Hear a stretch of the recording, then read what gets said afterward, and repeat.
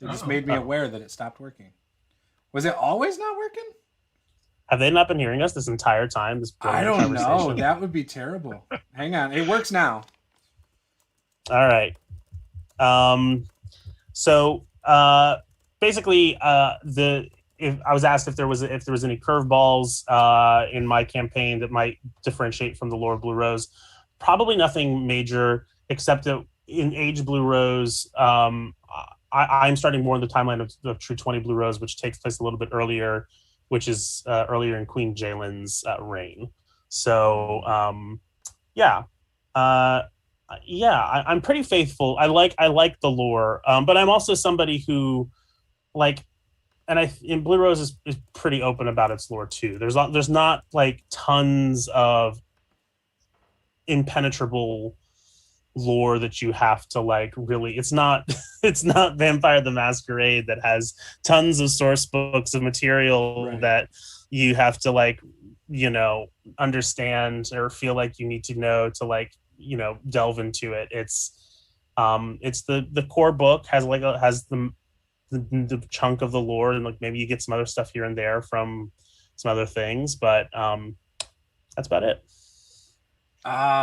So it wasn't working the whole time. Someone says it's Oh frustrating to not no! hear what Aaron is speaking so enthusiastically about. I'm sorry, Larry. So do we want to paraphrase the first half hour? Yeah. Well, basically here. So Blue Rose. So one, happy Pride, everybody. Juice was telling us about a Pride event that his wife helped organize in his very small community. We talked about the queer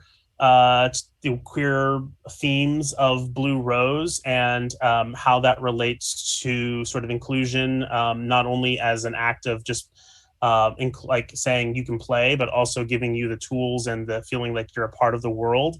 And we talked about, how the first Blue Rose was written by Jeremy Crawford, who would then later to go on to be, the guy behind 5e, who would then which would then later have a very pretty famous paragraph in that book about sex and gender, and how that kind of all interrelates to the power of inclusion.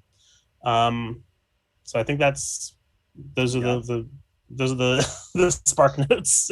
A succinct summation, yes. Yeah. Yep, we talked about the True 20 days, and Blue Rose made people gay. Yep. We're still working on. You'll have to just take that for what it is. I'm still working on coming out of the closet over here. So. But yeah. One of the things I appreciate about the way Blue Rose has been presented to date, and I can say this because I didn't actually work on either of the core books, so this is not me sneaking in some self praise there. Is that the history is very it's laid out, but there's so much room in between the lines to kind of play with things. And one of the things that we did that we actually came about as a result of a fan. So I was contacted by a fan who told me that she was working on an art project where she wanted to do a portrait of each of the sovereigns in Blue Rose's history. And which was super exciting. Like, I totally love that. But she was after some details, making sure that she hadn't overlooked any sources. And so, of course, I got to looking for some of them, and ended up creating this huge list, because there's been like 13, and ended up creating this huge list full of bullet points for each of them, including like what happened during their reign and what they were known for.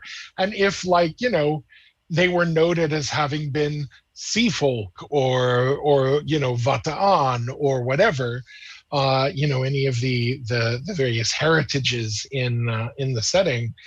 And once I was done with this list, including going through and adding some details, so that she could sort of have a foundation from which to work, I was like, these characters are a lot of fun. Like, there's just a lot of fun kind of boiled into these characters. And so I got together with Jane Gates, who's the editor for Nisaba, which is, of course, Green Ronin's fiction line that does a lot of fiction based in Green Ronin's various game worlds. And we put together a 13-story anthology, one short story for each of the sovereigns, grabbed up a whole bunch of writers, and I kind of ran this whole project where we got a story for each of the sovereigns that kind of highlighted who they were and what they contributed, and what Aldous was like during their reign in comparison to later points and that sort of thing. And it's such a fun anthology. So I really appreciate that the history of the setting as presented gives you a lot of room in which to play like that. Yes. I think that's important with settings. You don't want to say too much, because if you do, you remove especially me as a DM, I feel like I need to stay true to a setting. And so if they have a lot of details about a thing, I feel like there's not a lot I can do there. Even if I could take it in another direction and tweak it. For me, I feel weird doing that. I don't know why. I know everyone tells me it's your game, do what you want. I can't do it. I just can't do it. Well, following what's written is doing it how you want. So right. So, and then I always I forget things, and so then I mess it up, and then I retcon it. So I'm never comfortable running in a very detailed setting like that. I mean, it's interesting for me. It's interesting for me because I don't really get to run or play a lot of Blue Rose in my day-to-day life, but which is why this has been a wonderful opportunity for me. But in my usual gaming, I have a world that, I'm a world builder. I like to create and to really pull all of those levers and gears and things like that. So for me, I'm actually a little bit averse to a lot of games that have an implied world. Mm-hmm. And I actually, a lot of because I didn't have the opportunity to play Blue Rose, a lot of Blue Rose kind of peeks its head into my world because of that. But Blue Rose is one of those things where it's so unique and speaks to me on such a level, but it also is not something that is so impenetrable that cannot be played with, and that there's not room to grow and to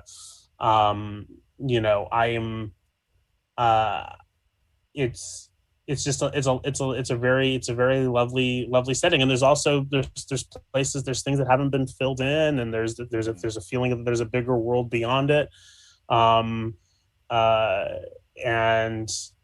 there's just all kinds of stories you can tell. And it also helps that the stories in Blue Rose, the majority of the stories that you're going to be telling in Blue Rose are not at the scale where they're necessarily going to change the world. I mean, they can, but it's also very idyllic, pastoral, and I say small stories, but no less significant stories, but stories that are much more intimate. So a whole world can be happening around you, and that's useful to know about. But what's really important about in the games that you're running is the relationships between characters and how they develop as characters, as opposed to how they mark the world, which is very true of the fiction that it is based on. Yeah, they're not it doesn't matter that they saved the country. How did they grow as characters within each other and their relationships maybe with the politicians and things like that? Yeah, what are the relationships that they built, right? I mean, we're actually currently very fortunate to have the incredible Larry Dixon in the chat, and he and Mercedes Lackey, their work on the Valdemar series, and honestly everything else they've done, very much informs a great deal. Their fiction informs a great deal of the sort of genre that we look to in the creation of these games. I cannot tell you how excited I am that Larry Dixon. I'm going to I know. fanboy a little bit. I'm right there with you. I'm right there with Mr. you. Dixon, you and your lovely partner have created worlds that are very important to me as a queer youth, and I probably would not be role playing games without that imagination. And I think, I mean, I come back to Mercedes Lackey's Magic's Pawn, Last Herald Mage trilogy, which is so formative. And then that kind of even speaks which has been so important for me thinking about this game, because I think about that series, which is so it's so interesting recommending that book to people who have read a lot of like epic fantasy, right? Because it's the stories are so small, but they're so big because the way that they do end up affecting the world. But it's really about its impact on that character and how impact on individuals can change the world. And like the second book of that series is literally just like this main character like going home and dealing with his family. And it's just the best. Like it's nothing that should ever be in like a trilogy like a fantasy trilogy, but it's just like he just goes home and he just dunks on his dad for chapters and chapters and chapters, and it's beautiful. And like in a way that also like their relationship grows. You learn about both, and it's so strange at first. You're like, surely he's going to move from this manor to like fighting some war, and it's like, no, that's not what this is about. And it's challenging, but that's what's so good about it, and that's what I'm hoping to capture with this. Yes, and that's very much like, so one of the probably the most frequent question as the Lines developer that I'm asked is, what is the difference between what we call romantic fantasy and sort of, other types of fantasy, right? And ultimately it's about relationships. Absolutely romantic ones, but also filial ones and sibling ones and apprentice mentor relationships and relationships of, vassalage and all of these sorts of things. And romantic fantasy stories always include some degree of, there's sword play and folks are out there using magic and that sort of thing. But almost inevitably, the problems are solved not because of your skill with sword or spells, but because of the connections that you made with other people along the way and how you can help them and how they help you. And all of those sort of connections coming together to impact and solve the problem that no one person could tackle themselves. And it's such a beautiful approach to not just fantasy, but to storytelling as a whole. It's literally about the people. And that's very much what we strive for when it comes to Blue Rose. All right, would you say what TV shows or movies really exemplify romantic fantasy in your mind? Because I'm trying to think of any off the top of my head, and I'm not drawing a lot of connections right now. The first thing that comes to my mind, and it's hard because it really has not been done because it's not really, it's actually very good for television because it's all about character development. It's very, like I don't mean this at all as an insult, because there's a potential for that genre to go a little bit soapy. Which is great for TV, which is what all TV is now. I mean, every DC universe show that is being made is like a soap now. So I mean, very that's much so, yes. And so it's about those personal connections and things like that. But something that I'm kind of thinking of is like the Merlin series, because that's like show. Yes, which is like. It is like, we know the epic context for all of these characters, but at the end of the day, that story is about their relationships and their triangles and stuff like that. Yes. Guinevere and Merlin and Arthur and Yes. I actually used to call on the CW, they had a series called Rain. REIGN, for a while, which is a very, very fictionalized retelling of Mary, Queen of Scots. But honestly, it was the Blue Rose TV show as far as I was concerned, because it was literally about the in and out of the people, and like it really highlights an element of sort of, people talk about like, oh, I don't really like political games or this sort of thing, or I find political games very difficult to role play. And it really highlights the fact that politics, all politics is normal interpersonal relationships between people with a great deal of power, right? So that those rivalries don't remain just that one person. Those rivalries ripple out and affect entire factions and nations, right? And that's ultimately what like, especially when you're talking about fantasy, politics and that sort of thing, that's really the impact of that. And it's like interpersonal relationships writ large, you know? And this is part of like, and it's also interesting because, like, I mean, there's more to this genre of fantasy than just like its inclusiveness, though it's such a huge part of it. But like part of the fantasy of like Valdemar, or something that Tamara Pierce does, or Diane Duane, like something like, so going back to the example I used about The Last Herald Mage, and the fact that the main character, who is this queer man who went through such a terrible loss in the first book, and has such a terrible relationship to start with his family. The fact that the part of the fantasy of it is that what Vaniel gets to do when he goes back to his family and confronts his family and confronts his father, is that Vaniel was getting to do, like, this was written in the 90s, 80s or 90s. And what Vaniel was getting to do was something that most gay men never had the opportunity to do, which was to talk to their father about like who they were, and like also confront their family about their prejudices, the way that they speak about them, the really unpacking all this stuff. I mean, even today that's like a fantasy for some people that you just don't get to do. And so there is something fantastical and powerful about that, just as much as there is fantastical and powerful about casting this ginormous spell.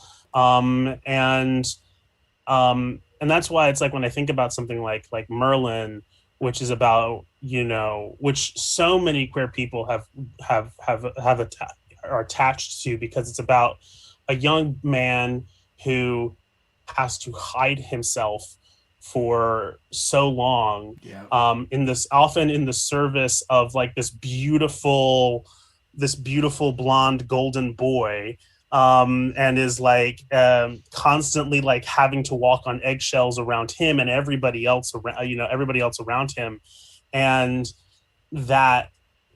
finding power within that. I mean, it's just that's such a big touchstone. See, I never even made that connect. Like, it never connected to me that way, But I loved Merlin. I hate the end of it, but I love that whole show. Such a good show. I'm glad you guys pointed out those to me, because I'm probably going to go back and rewatch Merlin. One, I love it, so easy. But Rain, I'm gonna have to look up and see where that's streaming, because I mean, it's very like fair warning, it is very, very soap opera-y. That's okay. Like, it's definitely got all the best parts of that, infighting and secret betrayals and all of it. But yeah, I'm a sucker for stuff that is like that. I grew up watching wrestling and totally. So you're ready to go. Yeah. Okay, reality TV is my jam. And the costuming in it is not historically accurate in any capacity, but it is gorgeous. I will definitely have to check it out. Looking forward to checking that out. When did that come out? Rain was in what, 90s maybe? No. Not that far back? Much more recent than that. Yeah, I think it was like 2013. Oh, okay. So that'll be. Yeah. It was only about 3 seasons or so. Yeah. Okay. Okay. So for somebody coming into Blue Rose blind, what can they expect? Obviously, we've talked a little bit on that, but what are some other things they can expect about the setting itself? Maybe like a overview of the types of people in the different regions, or things like that. Yeah. So the setting itself is made up of a number of fairly small nations. And a lot of them have sort of tracts of wilderness between them.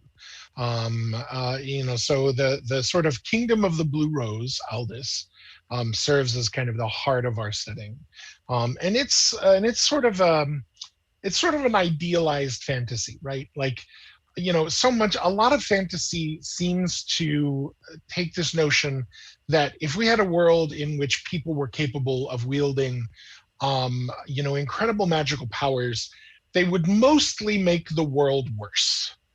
And the kingdom of the Blue Rose is very much about, well, yeah, but what if there were people who tried to make it better? And that's very much its premise, both in terms of how it addresses, social justice and equality, technology, and this sort of thing. And then its neighbors. There's a number of other kingdoms or realms around it. One of which is, as Aaron mentioned earlier, a sort of a magocracy called Kern, which is made up of one of the very last of these sort of ancient dark sorcerers, and who used to rule basically the entire area, but do not do so any longer. And as Aaron also mentioned, that sorcerer king is still a threat in the original edition, which is where we're playing. But he has been in the second edition, he has been dealt with, but his lieutenants are this absolute like gallery of cackling fiends, which may have just made things worse because now they've got all this power, and they're having a great deal of fun. Like battling it out with one another and trying to overdo one another. Then we've also got a theocratic nation by the name of Jarzum, which operates as which is heroic but also very conservative, right? Like they're a theocratic nation that has some very specific ideas about where magic applies, what gender looks like in people, and this sort of thing, and doesn't have a lot of wiggle room for variance within that. And so as a result, you often have folks who flee Jarzum for Aldis. And then on the other side of Aldis, you have the plains of Rizia, which are occupied by nomadic tribal folk, who so one of the things that we're playing with here recently is there's actually a really nice rundown of what Rizia looks like in an upcoming book. Blue Rose has a folk who are playable for players, who are called Raiden. And they are essentially normal animals that have awakened to a kind of psychic sentience. And in all this, they're considered to be just people. And so in Rizia, every one of these tribes has sort of a herd of rye horses who are intelligent. And in fact, outsiders think that Rizian tribesfolk have these rye horses. The reality is actually the reverse. In Rizian culture, each tribe is actually this herd of rye horses who allow others who have collected humans to sort of, encircle them and to help protect them, and vice versa, and this sort of thing. And so it's very like they're a nomadic people, and yeah. I love it. So right now is probably a good time to. Whoops, I totally messed up the stream a little bit.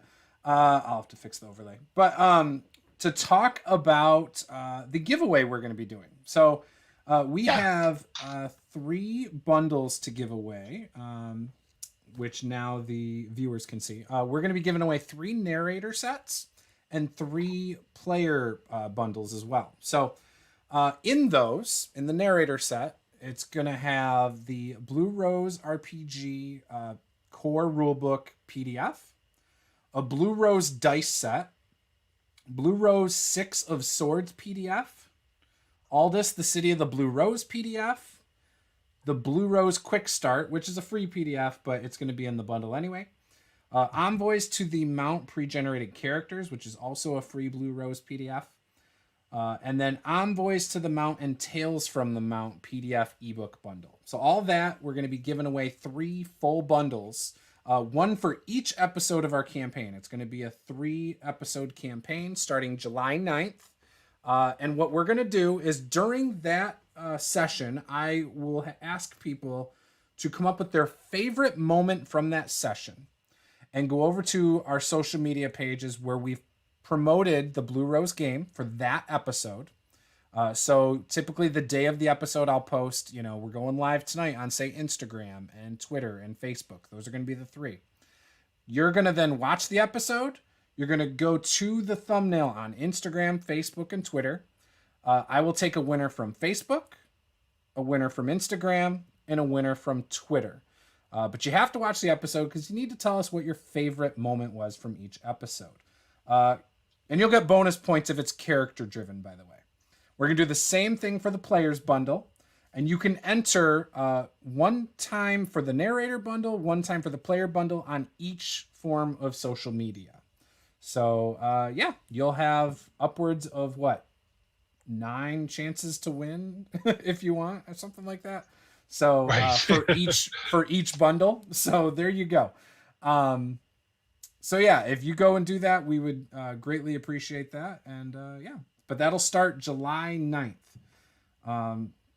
So let's go back. And then I was going to talk, there was something in particular I was going to ask, and I forgot my question all of a sudden. I hate when that happens. It was for Aaron about the campaign. Oh man, I got distracted when the overlay got messed up. So Aaron, with this campaign being 3 episodes, what can you tell us about our characters and what they are starting out as? We talked about it in session 0 with it, but do you want to elaborate? Maybe refresh anybody who didn't watch session 0. Yeah, sure. So the basic premise of this campaign is that all of our characters are graduates or soon-to-be graduates, students of the Royal College in Aldea, the city of Aldea, the city of the Blue Rose, capital, and I guess this is a thing that I have invented for this game, is that there is some sort of program, let's say, that between the Royal Academy and the Sovereign's Finest, who are basically a cadre of skilled individuals who go out to help the people of Aldea in their needs. Their basic chain of loyalty is that to the people, then I believe to the nation, and then to the Queen herself. So they have all kinds of jobs. They're everything from spies to soldiers to they serve a lot of functions depending on their abilities. And you are all people on track to students on track to join the ranks of them through your academics. But you have to sort of prove yourself. So these characters, their final semester, essentially, of this, their final semester of this, of their schooling, has been at a town in the sort of the northwestern frontier near Rizia, in a town that I've made up called Point Cruz, which has academic interest to the college, but also is a small community that is in need of some establishment, and is a great place to learn. So they will be with a they will be with their professor, essentially, as part of almost like this sort of internship, and we'll be starting. I can reveal that we'll probably be starting somewhere near the end of this semester. The end, like, this is, you have established yourselves within the community at this point. You are coming towards the end of the season, which means that you have sort of finished your training, and you'll be seeing if you are worthy of joining the Sovereign's Finest. We have quite a selection of characters. Some of them are adepts, who are sort of mages, arcane, those who are able to utilize the arcane, and we have a couple of I think that it's just adepts and experts. I don't remember if we have like a warrior on. If we have a warrior, we do. I think Juce is playing a warrior. Juce, you're a warrior. Okay. I believe I am an expert, actually. Oh yes, you're an expert. Okay. I did go expert. So we might have two experts. So but it's pretty broad. I'll fall into the warrior category somehow, though, I'm sure. It's easy to. But you get a lot of, as an expert, you can obviously do several things. But essentially, our players are pretty wide, have a wide variety. We have Joseph's character, who is one of these Raidan, a Raikat to be specific. Juce's character is a child of the city, but also who has connections to the Pavan Weald, the large forest to the north, which I believe that this town will also border. And we have a rather arrogant young man who has a sort of strange parasocial devotion towards the queen herself and himself. And we have a Vata'an refugee from Jarzon who who's Rai bonded to Joseph's Raikat, who is a little bit of a stick in the mud, and is more about self-perfection, and has some of those Jarzoni hooks in him still, despite the fact being in the wonderful cosmopolitan place such as Aldis. There's and from there, it's going to be about exploring the relationships of these characters. I have ideas for plot, and I have things that I'd love to cover. At the end of each session, my goal is to test the relationships more than it is to, in any way, sort of test the world or how the characters deal with it. Hopefully, we'll be able to create a good network of relationships. We already sort of have between the players, but also in the world around them. So lots of strings for me to pull. I love it. Yeah. So something I love about RPG. So I have played mostly with certain types of GMs and DMs over the years, right? And it sounds like this is going to be a campaign that is not going to be like anything else I've played in. And I'm really looking forward to it, because all the things you're talking about are things I want to be better at. And so I'm going to be taking notes more about how it goes, like trying to pick your brain and how you run things, more so than anything, so I can add to my toolbox. So I'm really looking forward to it. That's like one of my favorite things, to steal from other GMs and just throw it in there. So yeah, my style, and I talked about it before, but I'm very improvisational. I prepare about a page worth of notes, if sometimes a little bit more. Well, most of it, I don't include that. I don't include like anything that I have prepared about like the town. Sure. And so I've made a map, and as I've shared on social media, I have some ideas about like some of the information around there. But when it comes to like what's happening per session, I keep it pretty light, and I just kind of like throw either problems or situations and kind of just see how the characters are going to go. And I feel confident about doing that with this group because everybody in this group is one, I've played with Matt Brown in a Mecha Hack game, which we had a great time with, and I know that he's a very good at just contributing to the narrative and taking those reins when he needs to.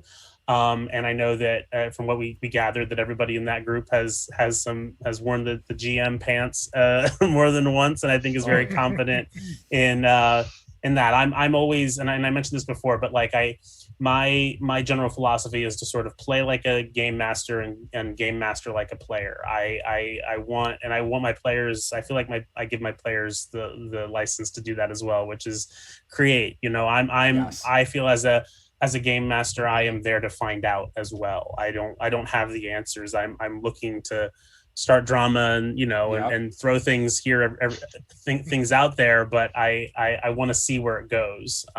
So I will reveal that, and I think I said this before, but there will be time jump, at least one time jump in our campaign. I don't want to go too heavy into what that means. We will level up. We will at least see what it's like to have a specialization in Blue Rose. So you're going to see these characters be able to like go from just their basic classes to their to like what they kind of can grow into. And I think it's because I've given myself sort of 3 acts to do this. I think it's not like, again, you're right. I don't think it's going to be like most RPG sessions that you've experienced or any of your players might have seen, just because it's maybe not as concerned with beginning, middles, and ends as it is to see like, well, how are people growing day in and day out, or from year to year. Yep. So it sounds like you run things similar to me. I love seeing where players take things. Like that's, in my own homebrew world, that's my favorite part, is when someone does give me something that's like, okay, perfect, that's in that area, and and then I can riff off of it, you know what I mean, and just add to it and stuff like that. That's one of my favorite things. So that sounds phenomenal. What are you looking forward to over there, Joseph? Is there anything in particular within the campaign you're excited about? Oh, well, I mean, most of what we know at this point is about the other characters. So, Aaron has made the terrible mistake of giving me a lot of time to think about the way this character I will be playing. It will sort of at least engage with some of the other players right off the bat. And because she's like wildly cosmopolitan, she's never been outside of the big capital city, and so she's very much the city mouse sort of character, and also comes from sort of high status, and so I'm not sure how she's going to deal with living out in this new frontier area and all of this nonsense. Like, this is gonna hate it. She's gonna hate it. Right. There's no doubt about it. This is very pastorally beautiful, but there's no running water. What are you talking about? Like, I can talk a little bit about, because I haven't really, revealed much, because we haven't, we didn't really talk. I didn't have it developed by the time we did our session 0, but a little bit about Point Cruce is that, for those who don't know, Cruce is a name for old pottery, or like old like crockery, like an old jar.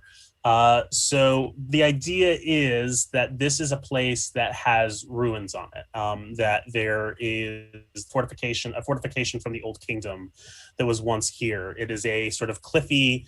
We're in the sort of Trident Peaks. So there's this very the mountains come right up to the coast, and there's forest, and it's very there's a lot of nature. So that you've got basically what the feedback was from the session 0 was that we would love to just have all of it. So we've got ocean, we've got ocean, we've got mountains, we've got forest. There's the Resians not too far away, and and there's tons of opportunity because we also wanted a bit of an ecological game, at least with that on our minds. So obviously I think the Raidan will have a very big part to play, and also just ecological themes in general. But people have lived here, like very small, like freeholders from Aldis have settled here and have lived here for a long time. Small farmer communities, some fishers and stuff like that. It's waxed and waned over the years, but it's never been like a big city. Yeah. At some point, these ruins became interest.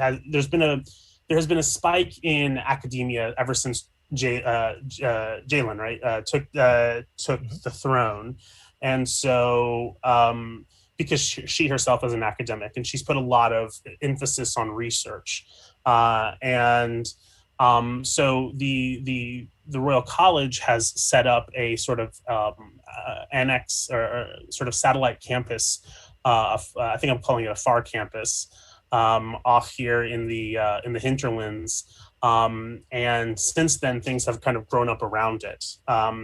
You also have, for some reason or another, there is a group of Jarzoni who have also moved in here, all the way. Took a very big trek all the way from the eastern swamps all the way up here to the Trident Bay. And have settled here.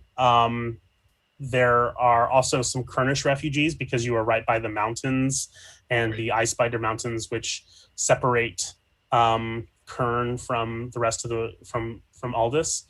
So there's a lot of potential there's lots of different factions that have interests in this area, but it's all sort of burgeoning. The Raiden are here also because of the forest, and I've promised Larry Dixon a griffin, so we'll see a griffin at some point. And a stag. Well, and I promised Juce a stag. I've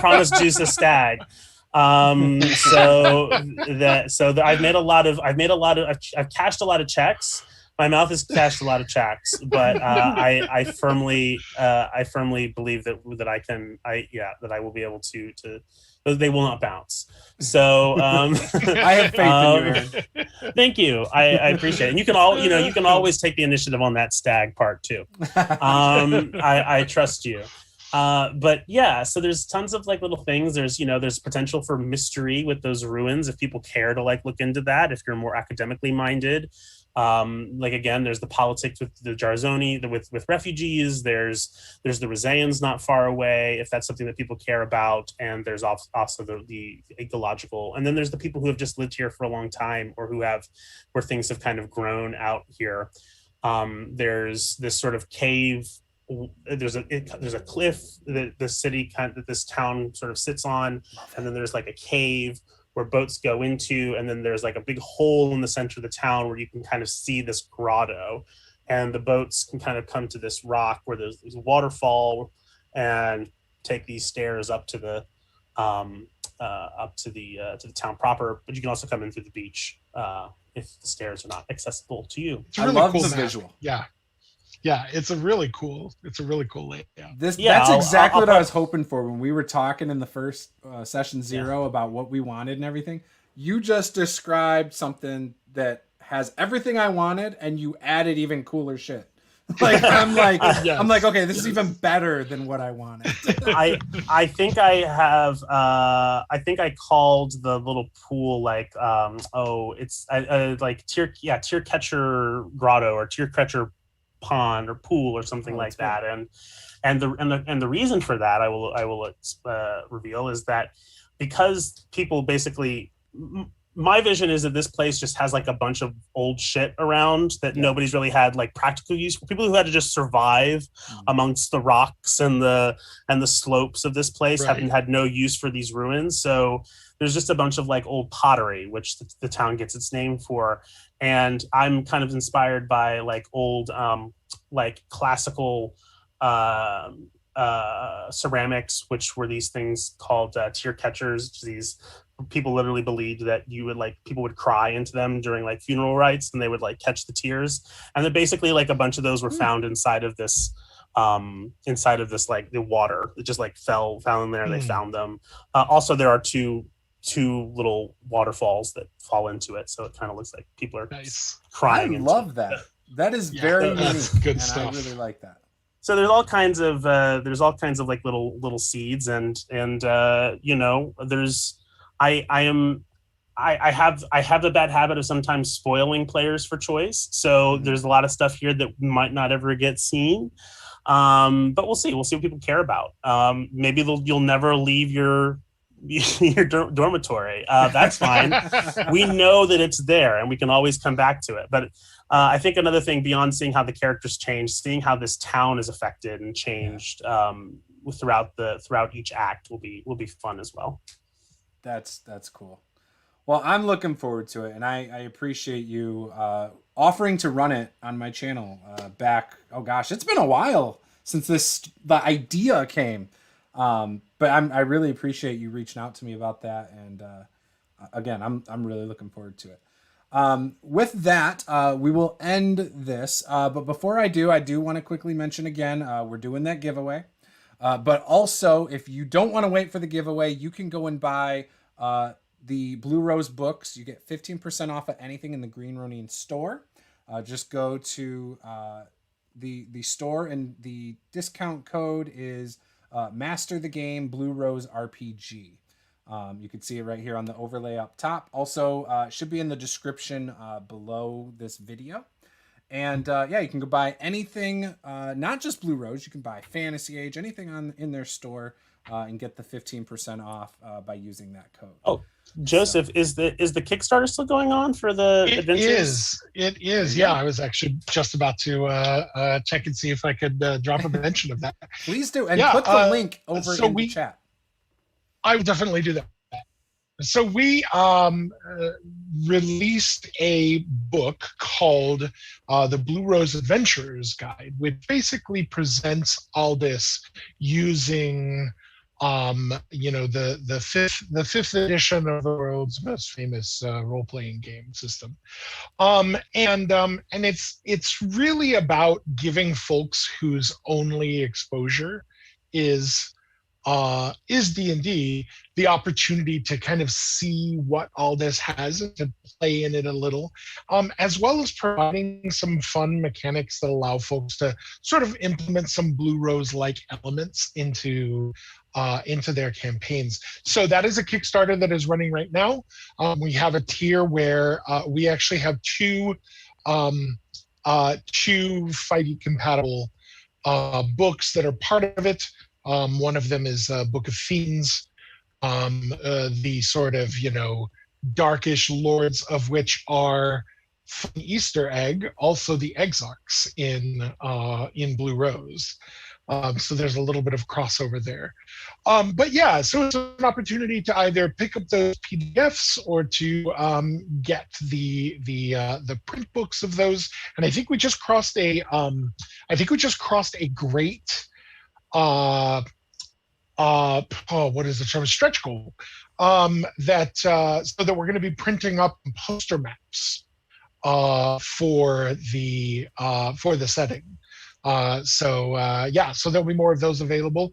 And like I said, I will drop a link to that Kickstarter in the chat there. Yes, awesome. And then I'll be sure to add that to the description afterwards.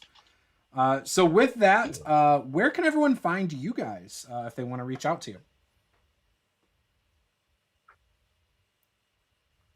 I can be found on. Sorry.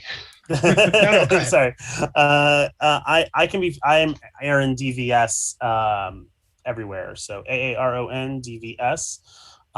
You can find me on Twitter, where I espouse nonsense and strong opinions, and Instagram, where I espouse food pictures and filters, the use of filters, and sometimes I share pictures of maps. And I think after this, I will reshare the picture of our map for our game tonight. So on both platforms. Be So sure to people tag can me go on this.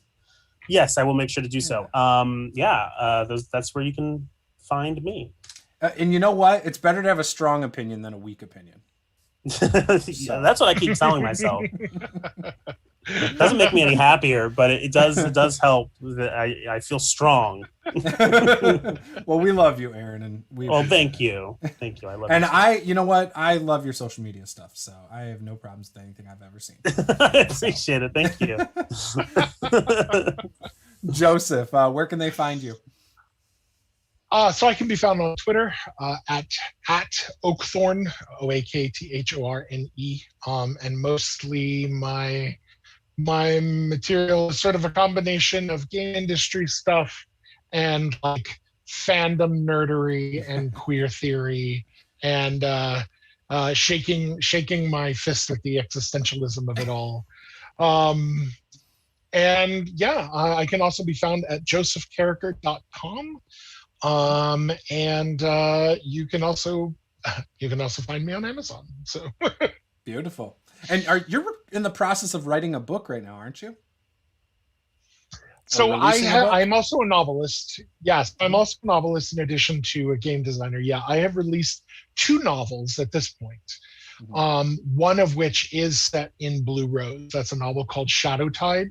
And then I have another novel, which is basically about a team of queer superheroes in kind of a post-superheroic world who discover a situation where, as is so often the case, the powers that be are supposed to be protecting queer people, but instead are choosing not to. And as is so often the case, queer folks have to do it for themselves.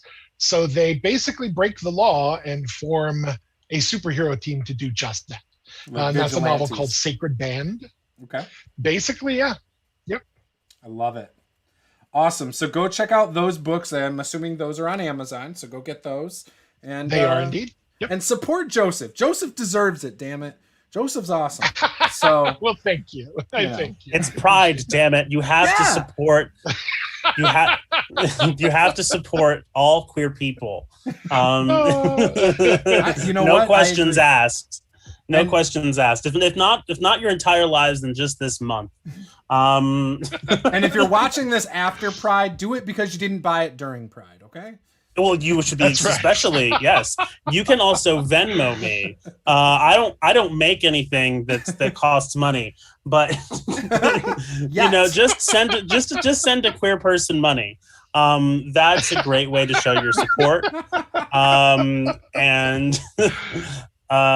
Anyway, that's all I have. Those are the strong opinions you can expect at twitter.com/ When Aaron starts making some stuff, though, I promise you we're going to promote it for him on this channel. Oh, I know you would. I just, God, that I would love to. I'll just have to get over this pesky, attention deficit problem, but we'll, but we'll see. But those are things there are things that are cooking out there. So maybe one day you'll see a Aaron Van Sock joint. I love it. Well, we are looking forward to it. Thank you. If either of you ever have anything coming up for release or whatever, and you want to come on, feel free to reach out to me. We will happily do this again for whatever you guys are working on. So appreciate that. All right. Thank you guys for watching. Thank you everyone for joining us. And we'll see you guys in a month. Game on.